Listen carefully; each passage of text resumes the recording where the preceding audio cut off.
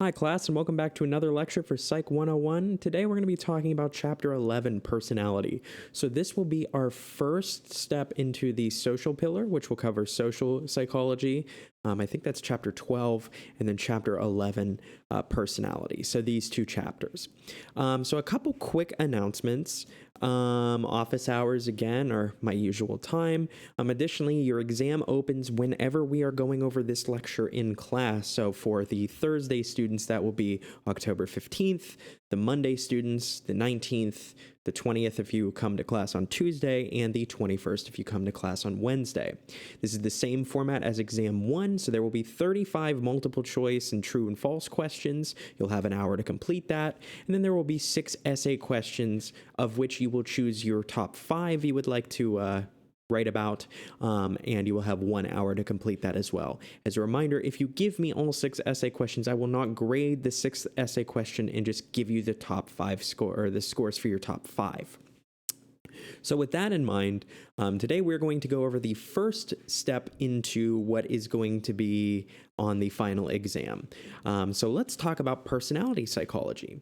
And personality psychology is very unique in a way, because what are we trying to do? Well, we're trying to figure out what a person really is.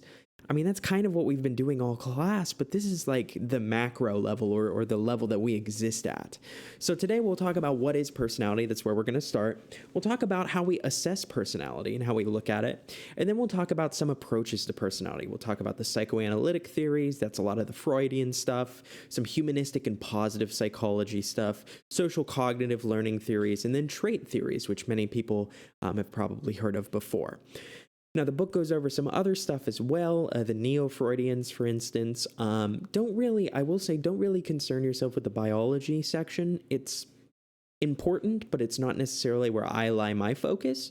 So I would focus on kind of the other sections of the book. But let's start out with what is personality. So personality, the root of the word, right, comes from this word persona or mask, which we like to think is kind of hiding someone away, but the way that it was used in the Greek section, or the Greek, I guess, way of thinking, was that these were people whose masks were to display a specific type of person. So this was kind of who you were, right? And how we describe this is a unique and relatively enduring set of behaviors, thoughts, and feelings, and motives that characterize an individual.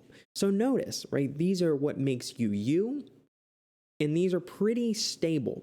And what we mean is they don't change too often. If you tend to be a happier person, we're not saying that that's only today, but a more continuous and long-term change there. This, as I mentioned, includes motivation, thoughts, the self-concept, right, who you are, and the emotions you have. And what's interesting about this is personality looks at what makes us the same as everyone else and what makes us unique, right? What makes us different than everyone else. And so we look at these individual differences, what makes us different than other people. And as mentioned before, this is a relatively stable concept over time and context. So while, of course, right, if you're at a funeral and you're a happy person, you're not going to be smiley. Generally, you are somebody who probably bounces back quicker from negative events if you are somebody who's happy. But let's talk about how we assess personality before we really get into the approaches. I think it's important to understand how we actually measure and look at this stuff. So we have a couple different ways of doing this. One way we can do this is through behavioral assessments, right? We can directly observe what people do. We can ask them, or we can rate them on scales of what we see. So think back to when we talked about the Bobo doll experiment, right? You can watch those videos and rate what people are doing. Frequency counts, how many times somebody does something. Again, similar, we could talk about the Bobo doll experiment being a way that we could look at frequency counts. But again, behavioral assessments are not the only way we can look at this. You can also look at interviews. So these can be open-ended or structured. They can focus on life outcomes or what's going on, but more or less we're just asking people to kind of talk about themselves and their lives. And then lastly, we have the kind of most common one, personality inventories. These are going to just be self-report measures. Oftentimes, right, many of you probably have taken some of these, right? Even things like the stupid BuzzFeed, right? What kind of mac and cheese are you? Or technically a personality inventory. And lastly, we have projective tests. And a lot of you may have heard of Rorschach's ink blot test, and this is a projective test. However, we'll talk about that and another one. But let's talk about personality inventories. This is kind of this pretty obvious one to start with. So personality inventories just ask direct questions about a person, right? So, right, what kind of person are you? Do you agree with this statement? Do you disagree with this statement? How much do you think you embody this feeling? Things like that. They're quantitatively scored, so they're scored based on a number. They're objective, right? They're unbiased and based on facts, and they can be clearly stated items, yes or no, or true or false. So this is a personality inventory, right? We have two types, you can say, right? This is going to be a self-report measure, but you can also just ask people, right? Have you ever done this? Have you ever done that? Yes or no, or true or false. There's also this Minnesota Multiphasic Personality Inventory, MMPI. This is one of the most commonly used personality measures to this day. It also helps detect certain mental disorders like schizophrenia, depression, anxiety. So this is something that if you were to go into a psychologist, you might actually take if they were trying to see, right, if you had any issues going on. Some advantages of this, right? It's very efficient, right? We give it to somebody and they're able to take it.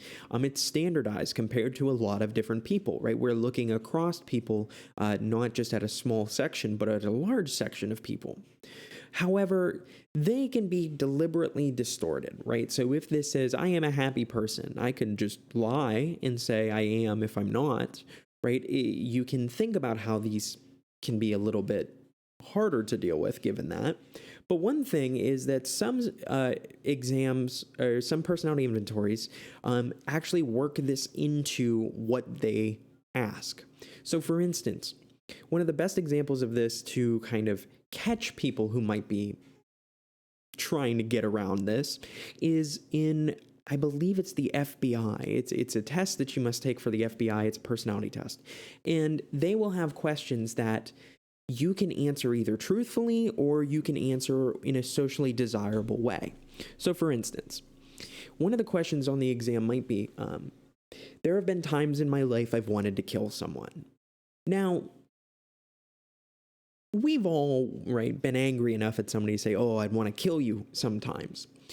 The answer to that is yes, we've wanted to kill somebody, but we haven't really thought about it, right? It's not to the point where we've made a plan, where we've, right, actively plotted somebody's demise, but we've had the passing thought before.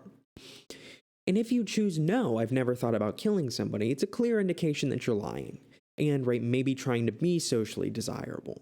So the idea with this is that either you have to hope that people are being truthful or you have to be clever enough to put things in the test to make sure that people aren't deliberately distorting these. But again, personality inventories are one way we can talk about this.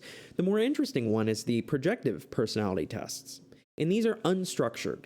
So it allows people to just answer however they feel. We avoid lying, social desirability, because there's not really a clear answer that will tell us something true. For instance, one test they ask is the draw a person test. So you just, right, tell somebody, draw a person. You can't really have lying or social desirability problems if you're just asking somebody to draw a person. But another test we might talk about is the thematic apperception test. So the thematic apperception test really just looks at, gives you a picture and says, look at this picture and tell me a story based on this picture. What do you think is going on here? And based on your description of that, you can find a lot of similarities that many people say, but differences that might give us an indication of what somebody might be thinking about. Another thing we can think about is Rorschach ink blots. These are the classic ink blot tests that many of you have seen. This, on the other hand, this down here, is a screenshot from a famous music video that I would be surprised if anybody knew. Just a little general knowledge question for you if you know it. Put it in the box at the end of the questions of the quiz. But Rorschach ink blots look more or less something like maybe this. And the idea is you have somebody describe what they see. And what they see might be an indication of what they're thinking, who they are, kind of what they feel. So these are really useful.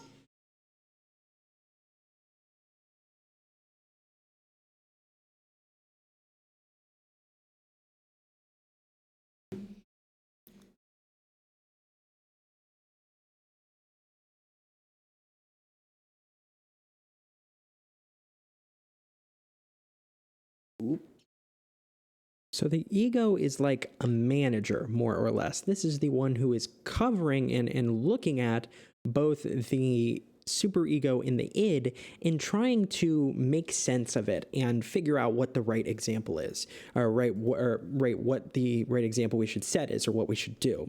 And this is often due to the, oh, excuse me, I apologize. I got a problem with my PowerPoint. There we go. And so this is due to the reality principle, right? This reality principle decides when and under what conditions that it's okay to satisfy those id needs, right? So there are certain times that we should walk away from a conversation because we need to eat. There are certain times that, right, maybe we should get angry. Not to the point we should hit people most of the time, but there are certain times that maybe our ego says, okay, you're allowed to satisfy your needs. So you could imagine the ego might say, well, how about I study and then I go party, right? So that allows us to kind of mediate the id and allow this to happen. So the id is this hedonistic thing regarding the pleasure principle. So if you remember anything with the Muppets, like animal here, the superego is the morality principle and focused on things like the rules, your conscience that you have, or society's values, think about how people might do that or not do certain things. And then these two both together work as kind of opposite ends of the spectrum, with the ego in the middle. And the ego might be the guy who says, right, find a compromise, focused on making the way through reality. And so you can think about the ego as kind of more or less the referee stopping the id and superego from fighting. But because they're constantly fighting, Freud claimed that we were in basically an inner war with ourselves that leads to anxiety. And so how do we get rid of that anxiety? Well, we use what he called defense mechanisms. And defense mechanisms typically reduce anxiety by what he claims is distorting reality. And right, these small distortions might help us make our lives feel a little easier. So these defense mechanisms are strategies to protect our mind against things that make us feel bad. So we will get defensive so we don't feel as bad. One of these is this idea of repression, where we keep impulses unconscious. We might hide them away. We might repress things like memories even. So Freud claimed that sexual abuse was often kept as a repressed memory that people wouldn't think about. It's also things like rationalization, so explaining impulses away so to make it acceptable. So, if you hit a child, which you shouldn't, you might say, well, it's only because that's the way to stop them from misbehaving, when maybe it was a little bit to get your anger out of it. Projection, we might project impulses onto others. So frequently you hear stories about significant others who are cheating on their partner. They might be the ones to say, if you are the cheater, you might be the one who's looking at your partner saying, I bet they're cheating too. Because what you're doing is you're projecting or attributing these feelings that you're feeling that another person saying that they have it, right? You could attribute skipping class to a professor. You can project, for instance, oh, the instructor is so boring in this class. But maybe you're just projecting that because you're bored about the class, and that maybe the professor isn't the boring one. However, I can be pretty boring, I get it. There's also a couple other ones like reaction formation, so where we change an unacceptable impulse into the opposite or something acceptable. A good example of this is Helga Pataki, if you've seen Hey Arnold. The idea is that she would constantly want to beat up Arnold. But in reality, she was madly in love with him, had a freaking shrine of him in her closet. And the idea was that she was changing this unacceptable impulse of liking him into an acceptable impulse of being mean to him. And this is where we come up with the idea that if somebody is teasing you when you're younger, it's because they like you. There's also this idea of displacement, where we will deflect impulses to inappropriate targets. So if I get angry at my boss, I might take it out on my family. And then sublimation, we might change unacceptable impulses into an acceptable one. So I might get angry at my boss, but then I channel that energy into a sporting event where I'm allowed to get that aggression out in a different way. So all of these are different ways that we can talk about being defensive, or having ways in which we make ourselves feel better, or rationalizing our own arguments. Now, Freud also talked about this idea of a psychosexual stages of development. And each stage is connected with an unconscious preoccupation to a body's pleasure area. Now, what we mean by that is that during your first 6 to 12 years of life that Freud really talks about here, kids are more or less trying to become who they are. And Freud claimed that during each section of, split into 5 sections of your life, up until you're about 12, a lot of this deals with kind of sexual fixations. And if you fail to resolve conflicts at any one given time, you might be forced or fixated or kind of anchored into a position.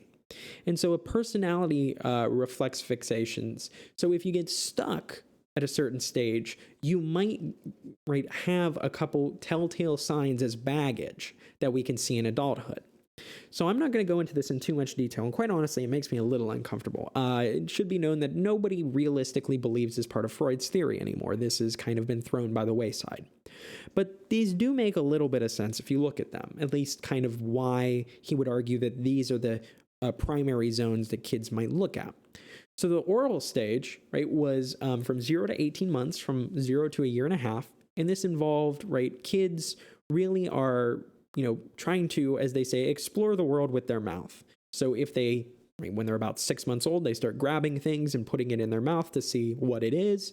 When they're very, very young, the constant thing they're trying to get is formula or milk from mom. They're starting to learn how to teeth. They're starting to learn how to eat like an adult. And kids who get stuck in this stage might have an oral fixation. So they might have a dependency on their parents. They might turn to things like smoking or gum chewing. Freud claimed that sarcasm came out of the oral stage of development, people getting fixated on that. But afterwards, a healthy person might move to the anal stage, where now we are talking about the time in life when kids start to get potty trained. And so this dealt with the butt, the bladder, your bowels generally. And this is where the term anal comes from, So you can be one of 2 types of anal. You can be anal retentive and be focused on orderliness, cleanliness, and OCD behavior.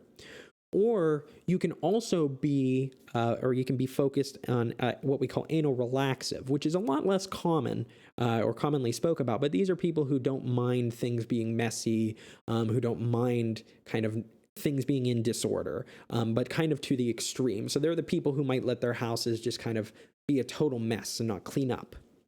The next is the phallic stage, where children are mainly focused on their own genitalia. And this is a part where they start to look around and see how one parent has certain equipment and another parent doesn't.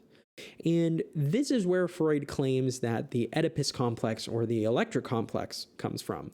And this is an attraction to the opposite sex parent.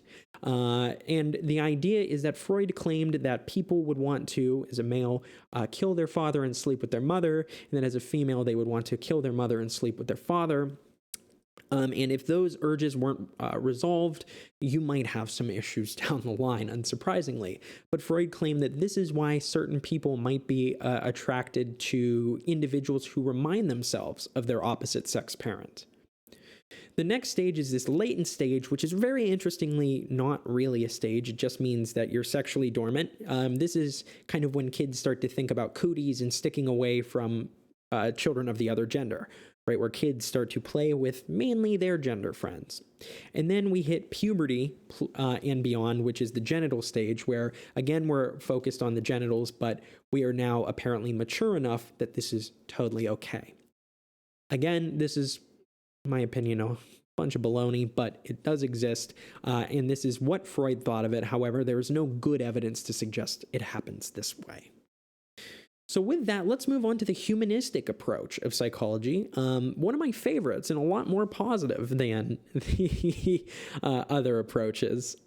So when it comes to the humanistic theories of psychology, this is really a different approach from the Freudian kind of belief that we're controlled by an id or a superego. And this is more talking about how our life choices that we choose personally affect our personality development. So it also was the first personality theory to really look at people and how they can be optimal, is what they called it. But this was really the first type of personality theory that started looking at healthy people rather than unhealthy people.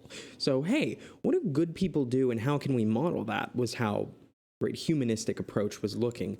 So the ideas behind the humanistic approach is that people want to achieve their full potential. They want to be the best version of themselves. And that this argues that humans are inherently good and have a potential to grow and continue. But there's not necessarily, that's not necessarily true. And one could argue that humans are inherently evil in nature if they were, and the Freudian personality might be a little bit more aligned with that. But recognizing that we must understand a person's worldview to understand their personality and the way in which they see the world, in the same way that some of us see the world through glasses, to help us correct our vision, we can see the world through different ways. So the major humanistic person that you'll hear about is Abraham Maslow. And Maslow was interested in what he called self-actualization, or kind of becoming the best version of you. And he came up with the Maslow's hierarchy of needs, which is a pyramid-shaped thing where we need to meet certain needs at the low end of this pyramid before we can meet needs at the high end of this pyramid. So for instance, if you are somebody who is currently starving, hasn't eaten in a week, you're going to be focused on your physiological needs first, Maybe a little bit about your safety in what you're living in, but you're not going to really care about your self-esteem or, finding love. You care more about finding something to stop you from dying. And then as we kind of move up this pyramid, we meet the majority of our physiological needs, We ate within the last hour, we're breathing, we have enough water, things like that. We might make sure that, we're safe, we have a good job, we have a good home, even more basically, we are in a stable location. Okay, so I don't need to worry about that. Now I can worry about things like love and belonging. So this kind of moves up, this love and belonging need, followed by this esteem need, and then this idea of self-actualization, And this self-actualization, or this self-actualizing tendency, is a striving to fulfill the all that you can be. We could call it that. So reaching your full potential and becoming the best version of you. And that our self-concept, who we are is going to be a huge aspect in that, It helps us to understand, where we are on that journey to being the best version of us. And Maslow talks about this idea of a real self in who we are, and who we appear to be. So say the real Kyle is somebody who only goes to the gym once a week. But the ideal version of Kyle, wants to go to the gym 5 nights a week. And so recognizing where is real Kyle different from ideal Kyle, and where are real and ideal Kyle the same, and where can we find that overlap, and how can we make there be more overlap? And so talking about fully functioning person being somebody, or a fully functioning or self-actualized person being somebody where their real self is their ideal self as well. They are self-actualizing and continuing to try to be the best version of themselves. Now, with this self-actualizing tendency, we talk about this innate drive for growth and fulfillment, and that's kind of really vague. So what we mean is in what areas that person would want to, right? So we do see some common traits of self-actualizers, though, right? That these people are spontaneous. They live a little bit simplistic, and they enjoy the naturalness of the world. They tend to believe they have a calling, and right, it might not be something they originally thought they were going to do, but it is something that they're drawn to do. Self-actualizers tend to be very creative and use what they can with who they are to help them to get whatever they need or do whatever they're doing, maybe in this calling, for instance. They don't actually tend to have a lot of relationships as well, but they tend to have very deep personal relationships. They're not the life of the party, right? They don't have a million friends, but the friends they do are very, very close friends. So the humanistic theories of psychology, mostly focused on Maslow here, is really interesting in the sense that what we're doing is we are taking a totally different approach about humanity and how there is some goodness in humans as well. Now, the social cognitive learning theories are a little bit more boring, but I think they make a lot of intuitive sense. So the social cognitive learning theories look at personality in terms of how we think about situations and how we behave in response to situations. And this is derived from these learning principles. So think back to little Albert, who he was taught or conditioned to think that white rats were scary, and that changed how he behaved. And that was a learning process, we can imagine. We might use our conscious thoughts and emotions as clues to help us understand who we are. And most importantly, understanding things like the person, situation, controversy.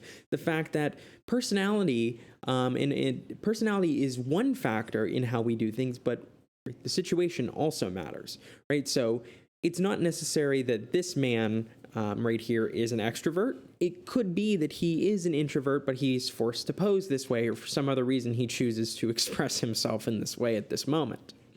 So the idea with the social learning theories is that the personality is a combination of our thoughts, our behavior, and our environment.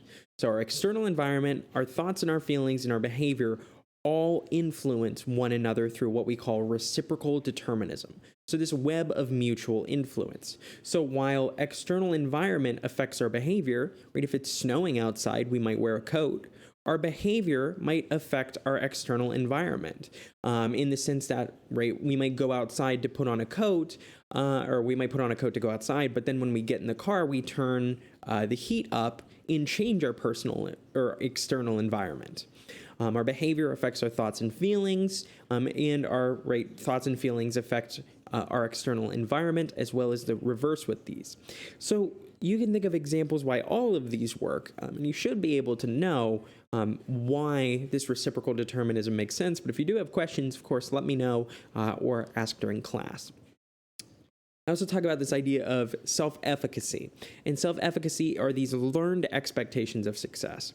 And what's really interesting about self-efficacy is it gets mixed up a lot with self-esteem, where self-esteem is how you feel about yourself.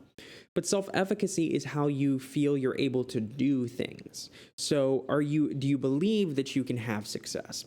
So somebody high in self-efficacy might say, I can get an A in this class. Right? I am able to get an A in this class whether I do or not, right? Because they have a belief that they can do this. But somebody with low self-efficacy might say, right, I don't think I can get an A in this class because I don't expect to be successful in this. And if we imagine how those thoughts and feelings, right, that you could or could not influence, right, or get a better grade, that might change your behavior, how much you actually try in class, and it might change your external environment. And an example of external environment changes here might be, right, how you act during class, how you interact with the professor, whether or not you're trying in class, and all of these things, right, might play a role. Now, the last thing we'll talk about is trait theories. And trait theories is pretty easy to understand. The idea is that we have traits, consistent and enduring ways of thinking, feeling, or behaving, right? And These are more or less any kind of adjectives, give or take, that you can think of to describe a person in terms of who they are, right? So some assumptions about traits are that they remain stable and predictable over time. Who you are as a baby might not be exactly who you are as an older, as like a elderly person, but it's likely going to be very similar, short of some major differences. Is things like trauma or huge extreme life events. Traits remain stable across situations. Generally, who you are right in a classroom is probably who you're going to be at a party. That would say a very stable trait, and we know that's not totally true, but they do tend to say generally stable. And we know that personality traits vary in degrees across individuals. Some individuals might be super shy, others totally not. And right, this may be on a trait of shyness, right? Both of these people have the trait of shyness. It's just kind of where they fall. And maybe the opposite of shyness would be gregariousness or something. We can talk about this in terms of surface traits or source traits. And surface traits are traits that kind of exist on the outside, and right, most people see them. But we can also talk about source traits, which are these deeper meaning traits and kind of more of the core of what makes you, you. And so if I ask you to describe maybe the 5 most important traits, if I asked you what are your 5 most important traits, those would be more source traits, whereas your surface traits might be other things, right? They still make up who you are, but maybe they're not as central to you. So with these central traits, right, central traits are going to, again, organize and control behavior based on different situations. They are central to who you are, right? Think of things that people might say about you or you might say about yourself, being reliable, hardworking, lazy, deceptive. But secondary traits are much more situation specific and they control far less behavior. So for instance, a very small central trait might be, right, being afraid of revolving doors. If you're afraid of revolving doors, I suggest you don't go to, that was going to be funny if I knew it off the top of my head, Chicago, because it feels like every freaking building there has revolving doors. So that's a secondary trait because it makes up who you are, but it's much less fundamental to your everyday and how you live your life. But what is interesting is after a lot of research, nearly 50 plus years of research, we found 5 cross-cultural personality dimensions. And this is what is known as the Big 5 or the 5-factor personality model. And these 5 traits exist along a spectrum, right? So you can be open to experience or somebody who doesn't like to try new things. You can be very conscientious and hardworking, being planned, or right, are you somebody who maybe leaves things to the last minute, isn't as punctual or ambitious? Somebody who's very extroverted versus the other side, somebody who's introverted. A person who's high in agreeableness might be somebody who is willing to be friendly, warm, right, trusting, generous to other people, whereas somebody who's low in agreeableness might be a little bit more of a grumpy gills. And then neuroticism, or the opposite of which is emotional stability. And neurotic people tend to be anxious, worrying, tense, high-strung, versus on the other side being emotionally stable and a little bit more calm. And if you look at these and take the first letter of each, you get the word ocean, which is a good way to be able to remember the 5-factor model. So let's go through these in a little bit more detail and give you hopefully a better understanding of each one of these. So with openness to experience, we're talking about people who are creative in terms of art, maybe insightful, they have a wide range of interests, and they might have an active imagination, more likely to drop whatever they're doing and go try something new. Spontaneous is another good word for these people. So are you somebody who's willing to try almost anything? If anybody remembers that movie. There are a lot of people who fall what we would call, or I should say, actually, most of these traits, for everybody on these traits, they're along a continuum. So there are some people who are very, very, very open to experience. There are some people who are very, very, very closed to experiences, but most people fall around the middle. Right, in the same way that height is distributed kind of normally, that most people fall in the average range of height. However, there are some very tall or very short people. So recognize that you might be slightly above the average or below the average or far from the average as well. But most of the times you will be able to find times, given our person, situation, controversy discussion a moment ago, where you would be extremely open to experiences, right? Maybe you're somebody who would love to try to ride a new roller coaster that just came out, or maybe you're not and you're more closed on that experience. But also that might be affected by many different things, right? Do you have other things to do that would stop you from dropping everything right now? So the openness to experience is one of these dimensions. Conscientiousness, being accountable, responsible, organized, goal-oriented. This is very work-related, right? Are you somebody who is planning, hardworking? I like to think of a good example of this being Hermione Granger from the Harry Potter series. She would be high in conscientiousness. We've got extroversion, the opposite of which is introversion. Not sure if anybody remembers this guy's name. If you do, that's a blast from the past, our sweating to the oldies friend. But extroversion is this active, assertive, outgoing, kind of gesturally expressive, right? Lots of movement of the hands, talkative type person. And what's interesting about this is most people think of an extrovert and an introvert being something mostly about being able to chat with people or be able to be social. But what I see it more as is kind of like how you recharge your batteries. So when you had a long day and you want to kind of relax, are you the kind of person who wants to relax with a group of people? Or are you the kind of person who wants to relax alone to recharge? That's one way you can think of introversion, right? That doesn't mean that you don't like people at all. It just means that, right, maybe you don't like being in groups as much or for as long as other people. Agreeableness. So agreeableness is being appreciative, forgiving, generous, tactful, warm, considerate, cooperative, right? Being willing to go with the flow. Somebody low in agreeableness might be somebody like Simon Cowell, who's willing to, right, say it as he believes it, without thinking about how the other person's going to take that, right? So agreeable people are not going to be people who fight like this. They're probably going to be the people who are like me and are going to take whatever somebody gives me if I go through the drive-thru, even if it's the wrong order, and not even go back to be bothered. The last one's neuroticism. So people high in neuroticism, we know this is correlated with depression and anxiety, but they tend to be anxious, self-pitying, maybe emotionally touchy. We call this emotional instability, but really what we mean is maybe more frequent and intense bouts of emotions, right? So somebody can be very anxious in a way who is neurotic. But on the other end, we can talk about people who are very emotionally stable, who just kind of go with the flow. It's like, yeah, man, it's all good, man. Like that's more of an emotional stable person. So they would score low in neuroticism. All right. So that's actually all I have to go over today. Hopefully a pretty quick lecture. If you do have any questions, please let me know. Otherwise, look forward to seeing you in class this week. And remember that this is going to be when the exam opens. If you do have any questions, though, shoot me an email. Other than that, have a great day.